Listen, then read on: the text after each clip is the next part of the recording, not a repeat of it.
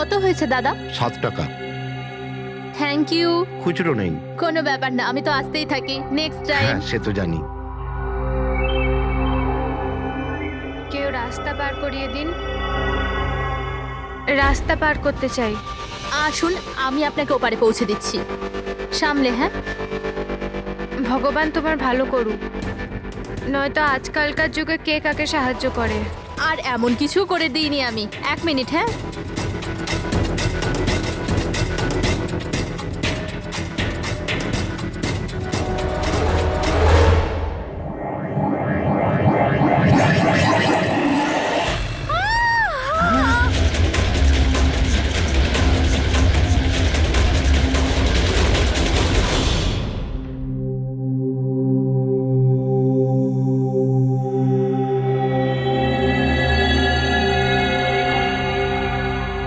তুমি এখানেই দাঁড়াও।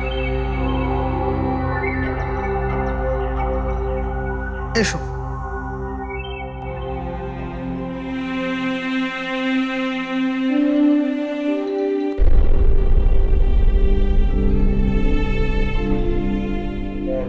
রাধিকা, ওঠো রাধিকা, দেখো তোমার বাবা এসেছে। স্যার, এটা কবে হলো, কি করে হলো? কাল রাত্রে তো একদম ঠিক ছিল আমার মেয়ে। রাধিকা ওঠো। রাধিকা ওঠো বাবা, ওঠো। আমরা বাইরে আছি। রাধিকা, রাধিকা ওঠো, দেখো দেখো আমি এসেছি। রাধিকা ওঠো।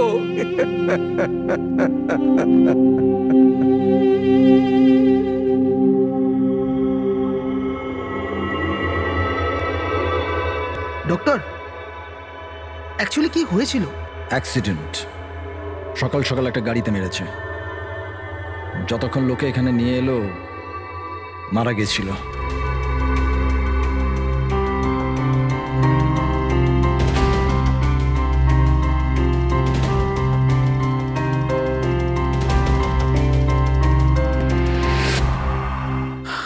রাঘবকে নিয়ে এসো।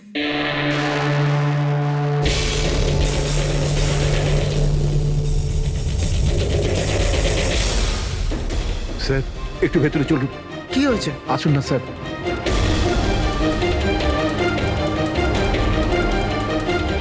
হ্যাঁ?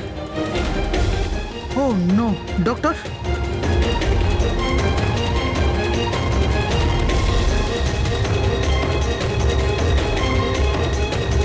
হি ইজ ডেড।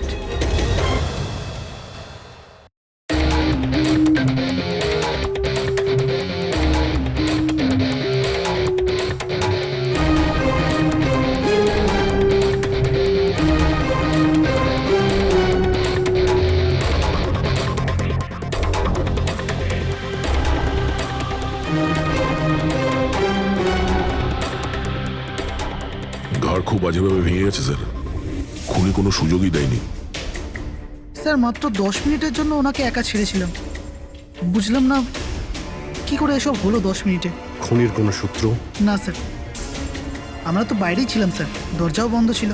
কেউ বাইরে থেকে ভেতরে আসেও নি, ভেতর থেকে বাইরে যায়ও নি। এটা কিভাবে সম্ভব?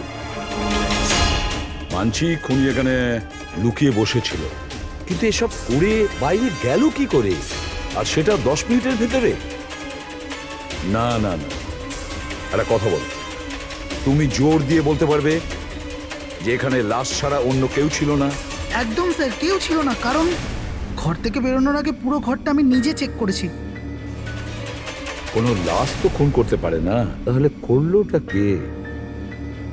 এটা নিশ্চয়ই কোনো মানুষেরই কাজ। খুনি কোথায় লুকিয়ে থাকতে পারে? এই রাঘব কে ছিল? একজন সাধারণ চোর ছিল, কাল রাত থেকেই লকআপে ছিল। অ্যাক্সিডেন্টে ওর মেয়ে মারা গেছিল, তাই ওকে এখানে নিয়ে এসেছিলাম। দয়া,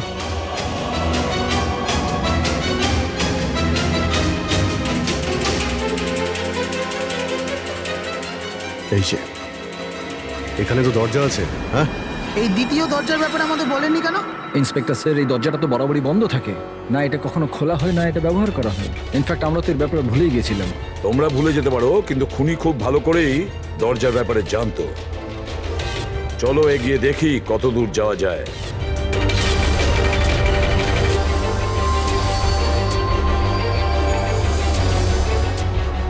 এই জায়গাটা তো সত্যি সত্যি অনেক দিন ধরেই বন্ধ পড়ে আছে মনে হচ্ছে। স্যার, হ্যাঁ, এই দেখুন, জুতোর ছাপ আর এই টুলের ছাপ। মনে হচ্ছে কেউ এখানে বসেছিল।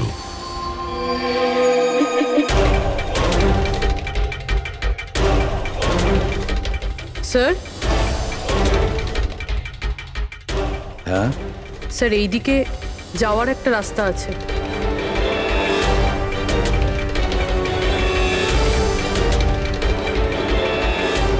স্যার, হ্যাঁ, স্যার এখানে সিমেন্টের প্লাস্টারের কাজ চলছে। হ্যাঁ, এই সিমেন্টটা ভিজে রয়েছে। এখানে কোনো চিহ্ন না রেখে কেউ যেতেই পারবে না স্যার। আর এত বড় লাভ কেউ দিতেও পারবে না। সেটাই তো। স্যার এরকমও তো হতে পারে যে উনি অন্য কোনো রাস্তা ব্যবহার করেছে। হ্যাঁ, কিন্তু সেটা কোথায়? স্যার, স্যার দরজা।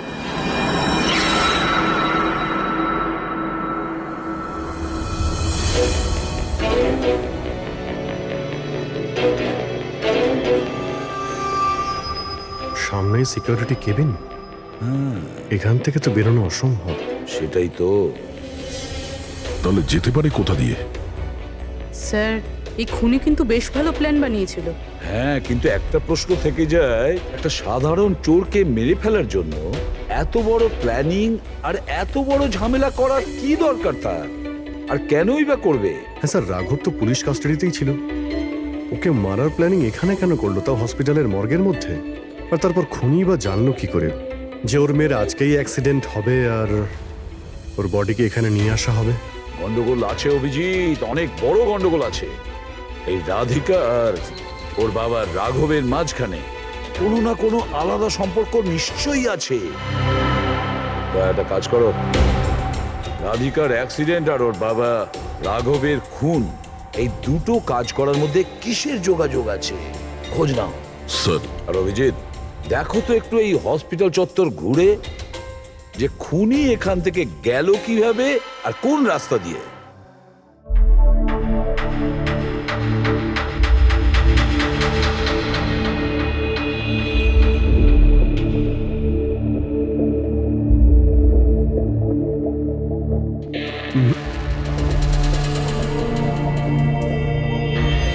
এই জানালা দিয়েই যে খুনি বাইরে বেরিয়ে এসেছে তা তো মনে হচ্ছে না। হ্যাঁ স্যার, কেননা এখানে মাটিটা তো ভেজা রয়েছে।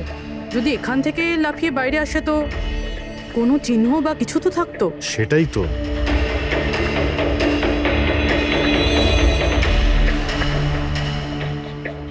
ওখানে মর্গের রুমের বাইরে সিমেন্ট ভিজে, ওখানে কোনো চিহ্ন নেই। এখানে একটাই রাস্তা আছে যেটা দিয়ে বাইরে আসা যায়। এখান থেকেও আসেনি, মানে গেল কোথা দিয়ে? কিন্তু স্যার একটা জল জ্যান্ত মানুষ এইভাবে হাওয়াতে উড়ে তো যেতে পারে না। কারেক্ট। জলজান্ত মানুষ না হতে পারে পুরবী, কিন্তু মৃত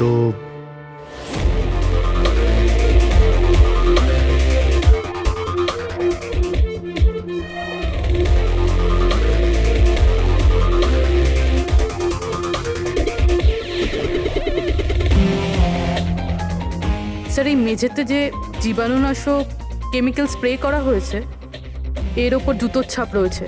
মানে খুনি যদি রাঘবকে খুন করে এই দরজা দিয়ে বাইরে বেরিয়ে যায় তাহলে তার কেমিক্যাল লাগা জুতোর চিহ্ন ওখানেও থাকা উচিত। এখানটায় দেখো তো।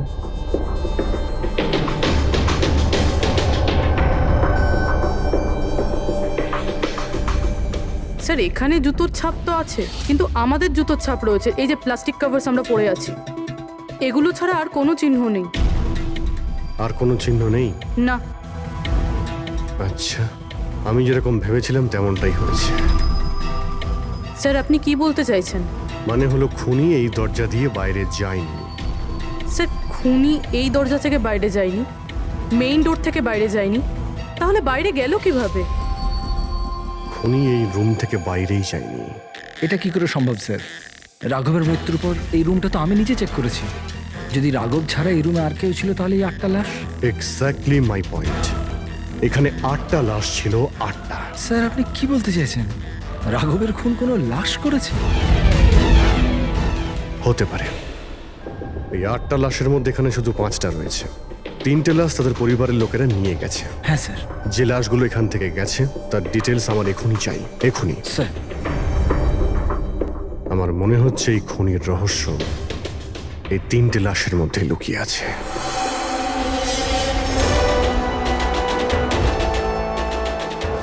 ওই অ্যাক্সিডেন্টটা এখানে হয়েছিল। ওই চায়ের দোকানদারকে জিজ্ঞাসা করি, হতে পারে কিছু দেখেছে। আচ্ছা দাদা, আজ সকালবেলায় এখানে একটা অ্যাক্সিডেন্ট হয়েছিল, কিছু বলতে পারেন সেটার সম্বন্ধে? সাহেব, উনি এখানে পাশেই কাজ করতেন।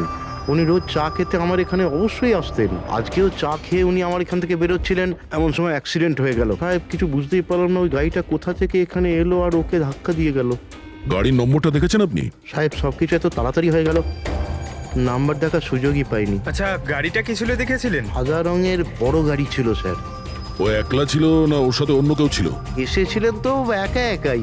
না স্যার, ও একা ছিল না, ওর সঙ্গে আরেকটা মেয়ে ছিল যে অন্ধ ছিল, আর রাধিকা দিদি তাকে রোড ক্রস করাচ্ছিল যখন অ্যাক্সিডেন্ট হয়েছে। ওই মহিলাটা দেখতে পেতেন না? তাহলে ওরও চোট লেগেছে। কোথায় গেছে ও? সেটা তো জানি না স্যার, অ্যাক্সিডেন্টের পরেই ও উধাও হয়ে গেল। স্যার, আমার মনে হচ্ছিল যে ও নাটক করছে। প্রথমে তো ঠিকঠাকই দাঁড়িয়েছিল, তারপর দিদিকে দেখে ও সাহায্য চাইলো। এটা হতে পারে যে ওই মহিলা যে কোনোভাবেই হোক রাধিকাকে মাঝ রাস্তায় নিয়ে যেতে চেয়েছিল, সেই কারণেই ও চা খাওয়ার জন্য অপেক্ষা করছিল, আর সবাইকে ছেড়ে ও ওর কাছেই সাহায্য চেয়েছে।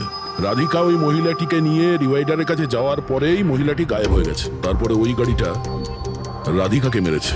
তার মানে এটা কোনো অ্যাক্সিডেন্ট নয়, খুন? এখন তো এরকমই কিছু মনে হচ্ছে। কিন্তু স্যার, কেউ রাধিকাকে কেন খুন করবে? সেটাই তো জানতে হবে। রাঘব আর রাধিকার এই দুজনের মৃত্যুর কারণ কিছু বুঝতে পারছি না। রাঘব, এক মিনিট, এই রাঘব জেলে ছিল, আর ওখানে ওকে কেউ মারতে পারতো না। আর রাধিকাকে মেরে রাঘবকে সেখানে পাঠিয়েছিল যেখানে ওকে মারার ব্যবস্থা করেছিল, মর্গ। এক্স্যাক্টলি। কিন্তু স্যার, রাঘব তো একটা সামান্য চোর ছিল, ওকে মারার জন্য এত বড় প্ল্যানিং? ফ্রেডি নিশ্চয়ই এই মামুলি চোরের কাছে এমন কিছু ছিল যেটা মামুলি নয়। আচ্ছা, কালকে এখানে ডিউটিতে গেছিল? আমি ছিলাম স্যার, আর আমার সাথে এই 2 কনস্টেবল। আমরা রাঘবের পুরো ডিটেলস চাই। আচ্ছা, এটা বলুন যে ওকে কোন অপরাধের জন্য গ্রেপ্তার করা হয়েছিল? আমরা ওকে গ্রেপ্তার করিনি, কাল রাতে ও নিজেই এখানে এসেছিল। নিজে এখানে এসেছিল? আমি স্যারের সঙ্গে টাকার কথা বলছি, তুই আমাকে ইনফরমেশনটা বল। বল। না, আমি এখন বড়বাবুকেই বলবো। এটা বল, স্যার কোথায়? তুই আমাকে বল না। না, আমি স্যারকেই বলবো। কুশল, কিসের তর্ক বিতর্ক চলছে এখানে? নমস্কার স্যার। রাঘব, তুই এখানে কি করছিস? স্যার, রাঘব বলছে ও অনেক বড় ইনফরমেশন নিয়ে এসছে। আচ্ছা, ঠিক আছে, ওর কাছ থেকে ইনফরমেশন নিয়ে নাও। কিন্তু স্যার, ও টাকা চাইছে।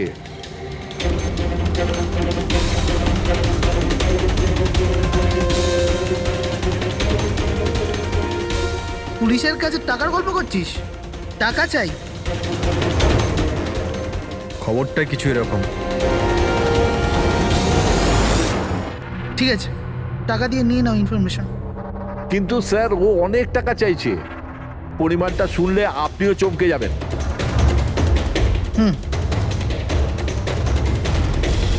বল, কত দাম তোর ইনফরমেশনের?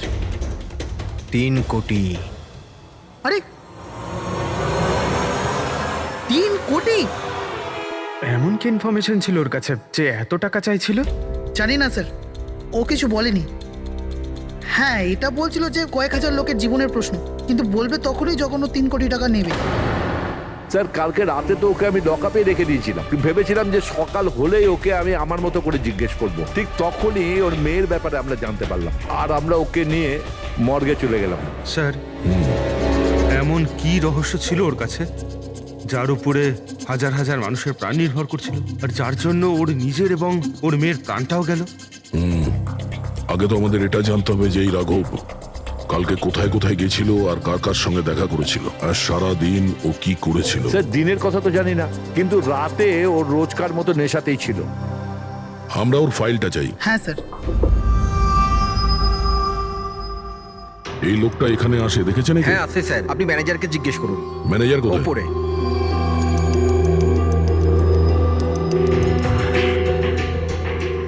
ম্যানেজার? ওই দেখুন ম্যানেজার।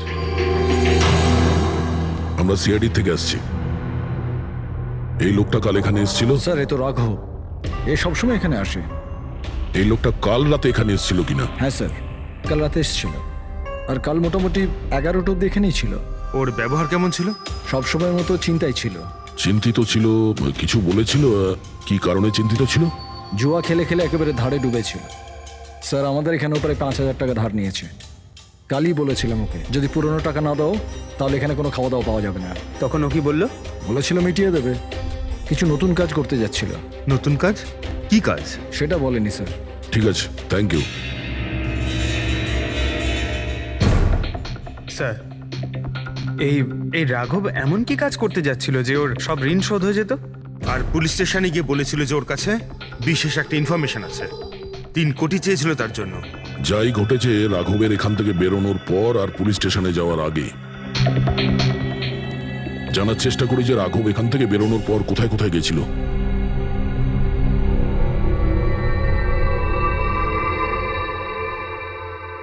আচ্ছা, কালকে এই লোকটাকে আশেপাশে কোথাও দেখেছিলে? হ্যাঁ স্যার, যখন এখান থেকে বেরোচ্ছিলাম তখন আমি দেখেছি ওনাকে। তারপর কোথায় গেলেন আমি কিছু জানি না। আচ্ছা, এখান থেকে ও হেঁটে গেছিল না? হ্যাঁ স্যার, শুধু হেঁটেই গিয়েছিল, পুরো নেশা করেছিল। ওইদিকে কোথায় গেল স্যার? নেশা অবস্থায় হেঁটে গেছে তো বেশি দূর যায়নি। চলো দেখি। Thank you. ঠিক আছে স্যার।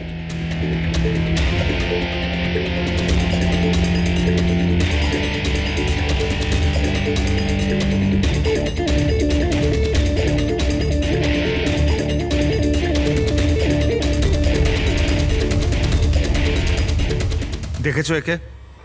হ্যাঁ স্যার দেখেছি, একটু এগিয়ে যে গলিটা আছে না, ওখানেই যাওয়া আসা করে।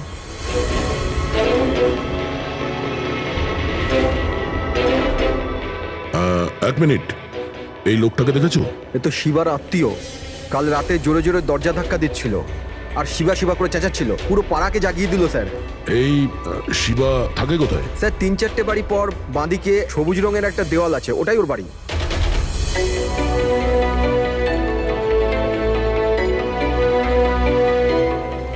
তালা লাগানো আছে, খুলতে হবে।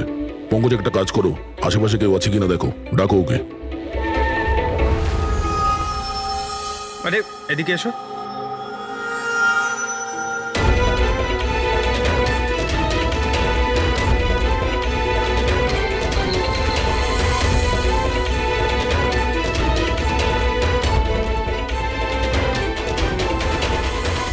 মনে হচ্ছে ঘর খালি করে ও পালিয়ে গেছে এখান থেকে। কোথায় ও? শিবা কোথায়? হ্যাঁ স্যার ওর তো কোনো খোঁজ খবর থাকে না, যে কোনো সময় আসে যে কোনো সময় যায়। আচ্ছা, কোনো আইডিয়া আছে কোথায় পাবো ওকে? স্যার ওই বস্তির পেছনে ওর ওর আত্মীয়র বাড়ি আছে, ওখানে পাওয়া যেতে পারে, ওখানেও যায় আসে।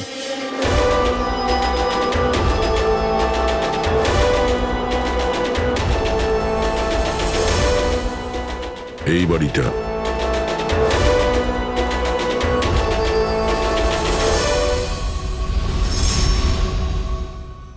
আপনি শিবার আত্মীয়? হ্যাঁ স্যার। আপনারা? এই শিবা এখানে আসা যাওয়া করে কি? হ্যাঁ স্যার, কখনো কখনো। মাঝে মাঝে। আজ আসতে পারে? বলতে পারবো না স্যার। বলতে পারবেন না?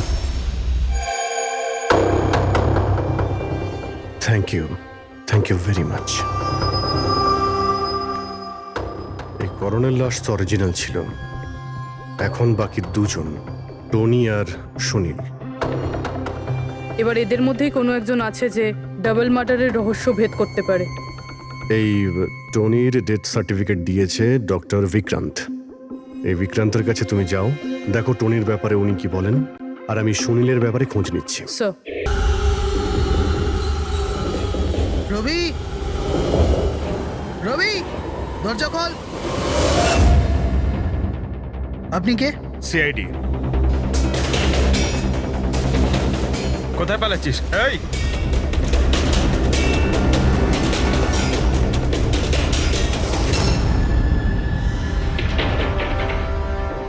চল।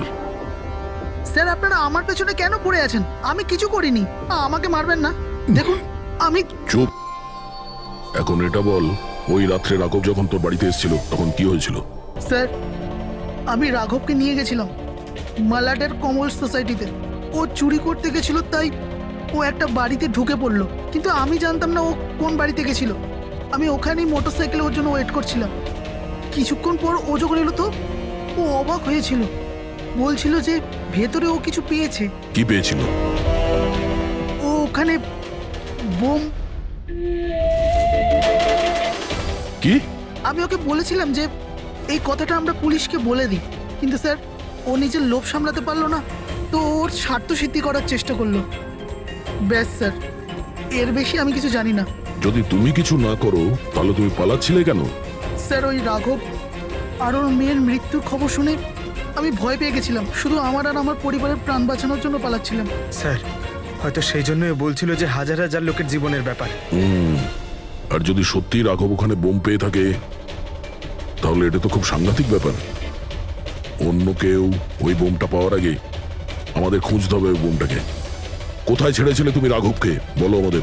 চলো। কামেন।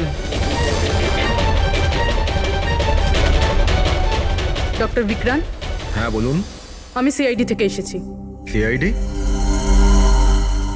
বসুন। না, ঠিক আছে। এই এই টনির ডেথ সার্টিফিকেট আপনি ইস্যু করেছিলেন? হ্যাঁ, আমি ইস্যু করেছিলাম। আচ্ছা, তাহলে কি টনি সত্যিই মারা গিয়েছিল? এটা কি ধরনের প্রশ্ন করছেন আপনি? অফকোর্স মারা গেছিল, না হলে আমি ডেথ সার্টিফিকেট ইস্যু করতাম কি করে? দেখুন ডক্টর, আমি সেরকম কিছু বলতে চাইনি। এরকমও তো হতে পারে আপনার কোনো ভুল হয়েছিল, ও বেঁচে ছিল আর তারপর। আমার 20 বছরের জীবনে আমাকে আজ পর্যন্ত এরকম অভিযোগ কেউ করেনি। আচ্ছা ডক্টর, আপনি কি টনিকে আগে থেকে চিনতেন? আগে না, ওনার স্ত্রী ওনাকে ক্লিনিকে নিয়ে এসেছিলেন। হার্ট অ্যাটাক হওয়ার জন্য উনি মারা গিয়েছিলেন। হ্যাঁ ম্যাডাম, এটা সত্যি যে আমাদের দিক থেকে কোনো ভুল হয়নি। আমি কোনো হাতুড়ে ডাক্তার নই ম্যাডাম। 20 বছরের অভিজ্ঞতা আছে আমার। ইংল্যান্ড মেডিকেল কলেজ থেকে ডিগ্রি আছে আমার। আপনি বুঝতে পারছেন? England medical college. আর আপনি আমার যোগ্যতায় সন্দেহ করছেন? আমি কি জীবিত আর মৃতর মধ্যে পার্থক্য বুঝি না? I am so sorry doctor, আমি সেরকম কিছু বলতে চাইনি। আচ্ছা, আপনি এটা বলুন, ওই লাশটাকে নিয়ে কোথায় যাওয়া হয়েছিল? কবরস্থানে নিয়ে গেছিল, আর কোথায় যাবে? থ্যাঙ্কস।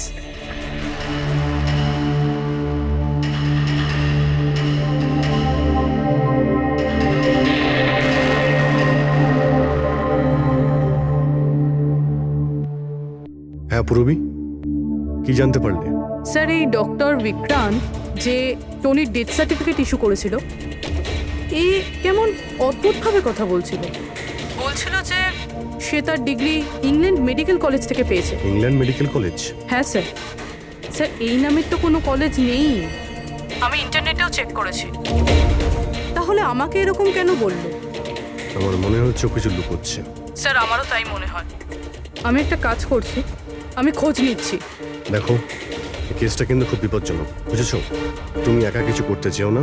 তুমি তোমার লোকেশন পাঠাও, আমি এখনই যাচ্ছি। ওকে? ঠিক আছে স্যার।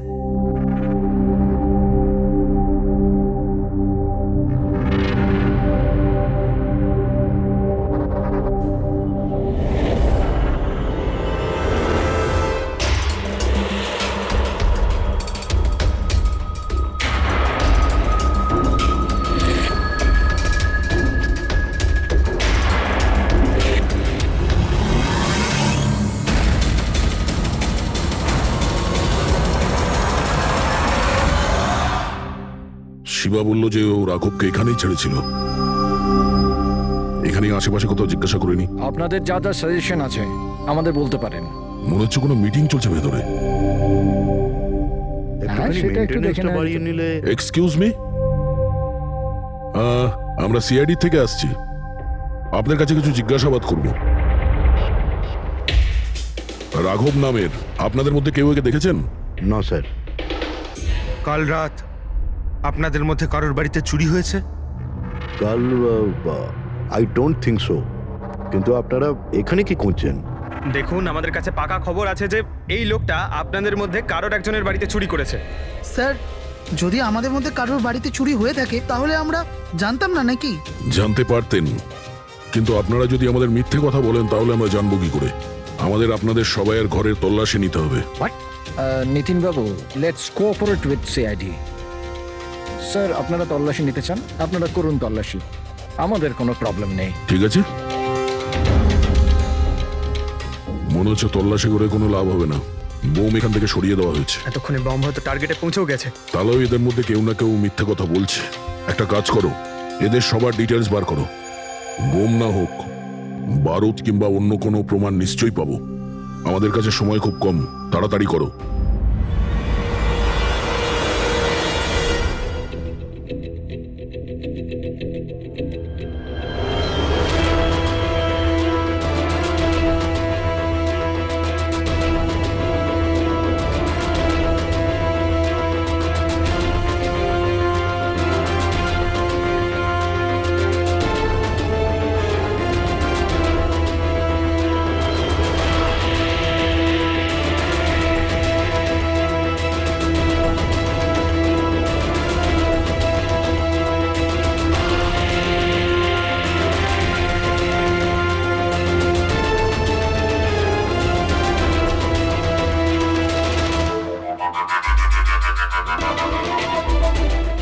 কফিন?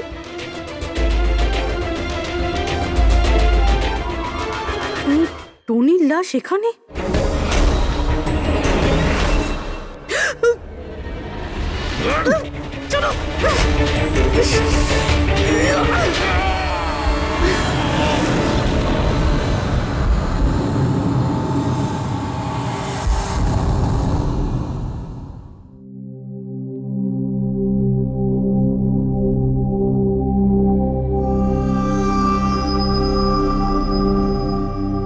হ্যাঁ পঙ্কজ,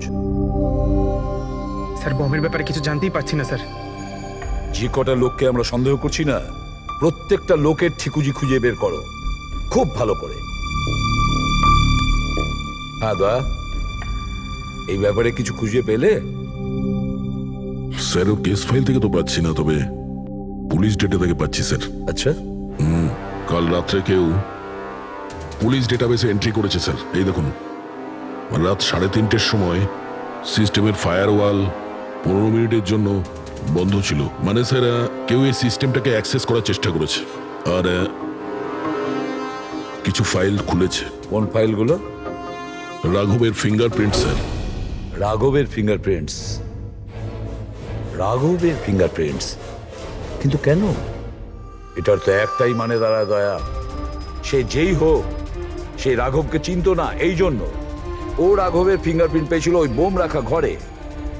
সেই ফিঙ্গারপ্রিন্ট পুলিশের ডাটাবেসকে হ্যাক করে ওর ফিঙ্গারপ্রিন্টের সঙ্গে ম্যাচ করে দেখা হয়েছে। রাঘবের ব্যাপারে ওরা পুরোটাই জানতে পেরেছে, রাঘব দেখতে কেমন, কি কাজ করে, আর সেখান থেকে ওরা জানতে পারে যে রাঘব জেলে বন্দী হয়ে আছে। ওদের যে করেই হোক রাঘবকে জেল থেকে বের করতে হতো। এই জন্য রাঘবের নিরীহ সন্তান রাধিকাকে ওর অ্যাক্সিডেন্ট করিয়ে দিয়েছে। ও জানতো যে পুলিশের লোকেরা রাঘবকে নিয়ে রাধিকার কাছে আসবে তার মেয়েকে দেখানোর জন্য। নিজের সন্তানকে দেখতে রাঘব নিশ্চয়ই আসবে, আর তারপরে সুযোগ পেতেই রাঘবকে মেরে ফেলেছে। এরা খুব সাংঘাতিক লোক দয়া, ওরা এতটাই বিপজ্জনক পুলিশের ডাটাবেস পর্যন্ত হ্যাক করতে পারে। বাস স্যার, একবার এটা জানতে পারি যে মর্গে রাঘবের খুন কে করেছে, তাহলেই। হ্যাঁ অভিজিৎ, বলো। দয়া, পুরবীর একটা খুব বড় বিপদ হয়েছে, ওকে ফোনে পাচ্ছি না, ওকে খুঁজতে হবে। কি? ঠিক আছে, আমরা ওর মোবাইল ট্র্যাক করে পৌঁছচ্ছি। ওকে ওকে, ইয়া। কি হলো? পুরবী প্রবলেমে আছে স্যার।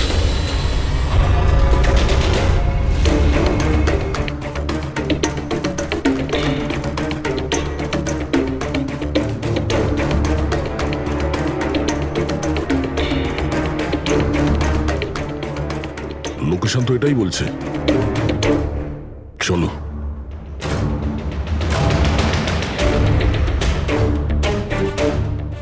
স্যার, দরজা তো খোলা।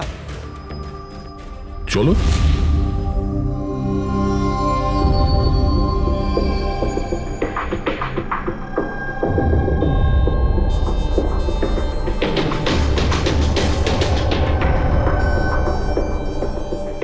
এখানে তো কেউই নেই।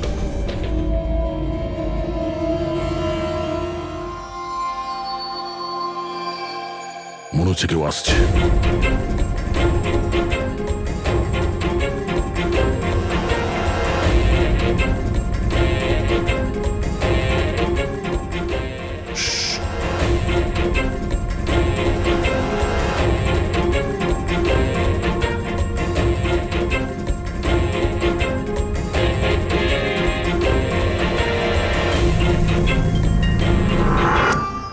অভিজিৎ, তুমি? আমি পুরবীর মোবাইল ট্র্যাক করে এখানে এসেছি। পুরবী কোথায়? পুরবী তো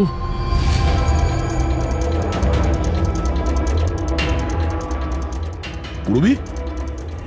ও নো, পুরবী পুরবী পুরবী পুরবী পুরবী স্যার, ওর গলার দাগটা দেখুন স্যার, মনে হচ্ছে ওর গলা কেউ টিপে দিয়েছে।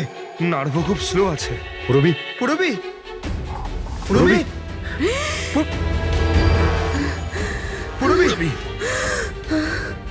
পুরবী কি হয়েছে?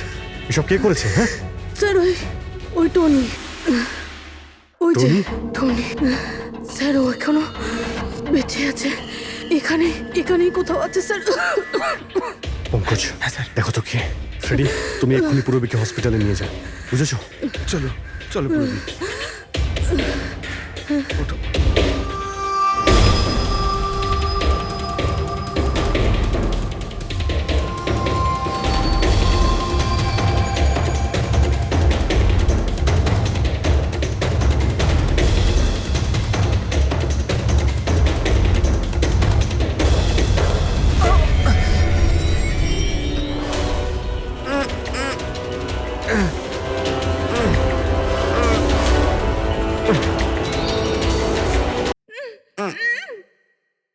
আমার স্বামী। ভয় পাবেন না, আমরা সিআইডি থেকে।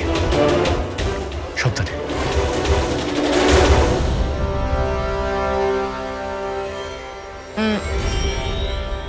আপনি কে? আমি ডক্টর বিক্রান্ত। ওরা জোর জবরদস্তি করে আমার থেকে সার্টিফিকেট বানিয়েছিল। আমার বউ ওদের কাছে বন্দি ছিল, ওর প্রাণের ঝুঁকি ছিল। এই, এসব কি হচ্ছে কি? হ্যাঁ, এতক্ষণ তো লাশটা মিথ্যে ছিল। যদি সত্যি কথা না বলো না, তোমাদের দুজনকে জীবন্ত পুঁতে ফেলবো। না স্যার, আমি বলছি স্যার, আমি বলছি।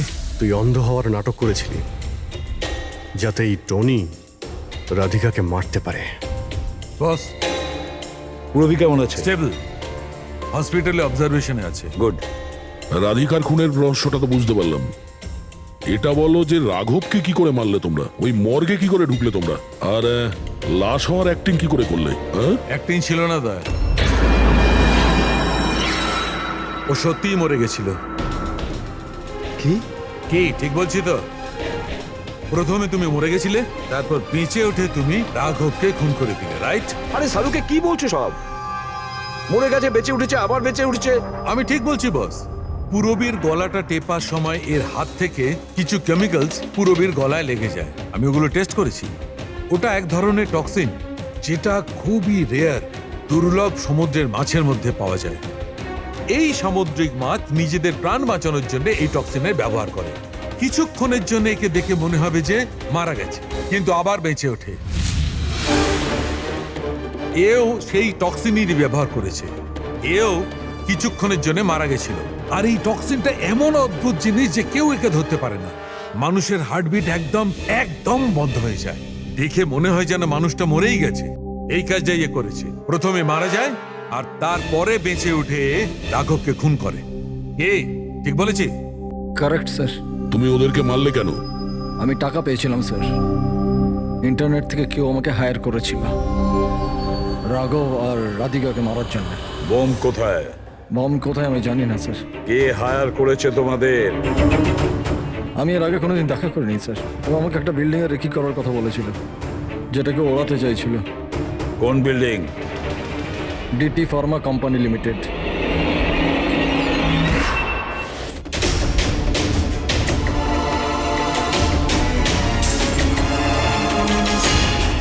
এদিকে শোনো ভাই, এদের মধ্যে কেউ কি এখানে আজকে এসেছে? হ্যাঁ, এ পার্কিং লটে গেছে স্যার।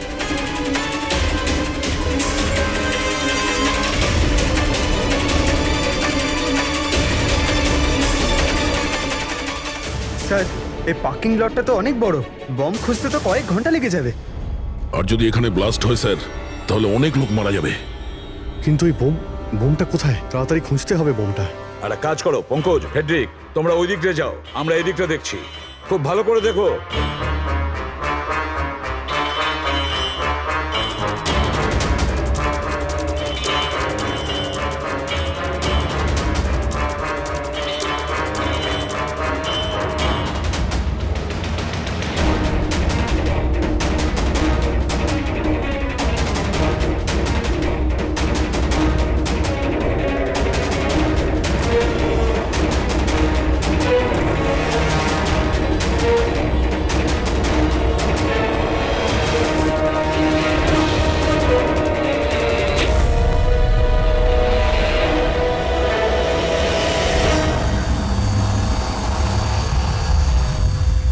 নিতিন, সিআইডি এগোবে না কেউ বলে দিলাম। টিকা টিকা টিপে দেবো আমি, ছাড়বো না আমি কাউকে। পালিও না, চলুন স্যার, ওকে ধরো।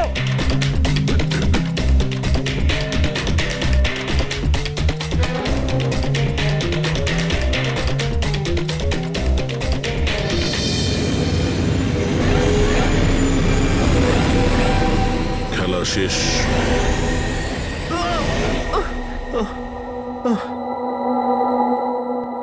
বলো নিতিন, কেন বোম দিয়ে এই বিল্ডিংটাকে উড়িয়ে দিতে চাইছিলে? বিল্ডিং নয়, বিল্ডিং নয়, কোম্পানি এটা। স্বপ্ন আমার, পরিশ্রম আমার। এটাকে আমি জমি থেকে আকাশ পর্যন্ত তুলেছি। রক্ত ঘাম এক হয়ে গেছে এটা করতে আমার। আর এরা সব কৃতজ্ঞতা স্বীকার তো দূরে থাক, আমাকে বের করে দিয়েছে ওই বোর্ড অফ ডিরেক্টর। আমি বানিয়েছি ওকে, আমি। আর উনি উনি আমাকেই বের করে দিয়েছেন। কি অবস্থা করেছে আমার। প্রতিশোধ তো নিতেই হতো। কিছু লোকের প্রতি প্রতিশোধ নেওয়ার জন্য তুমি এই পুরো বিল্ডিংটাকে উড়িয়ে দিতে চেয়েছিলে? হ্যাঁ, এই বিল্ডিং এ যে সমস্ত নিরীহ লোকেরা আছে তারা কি ক্ষতি করেছিল তোমার? রাঘব আর তার মেয়েরও প্রাণ নিয়েছো তুমি, আর তারপরেও এই বিল্ডিংটাকে প্ল্যান করে শেষ করতে চাইছিলে। কঠোর থেকে কঠোরতম শাস্তি হবে।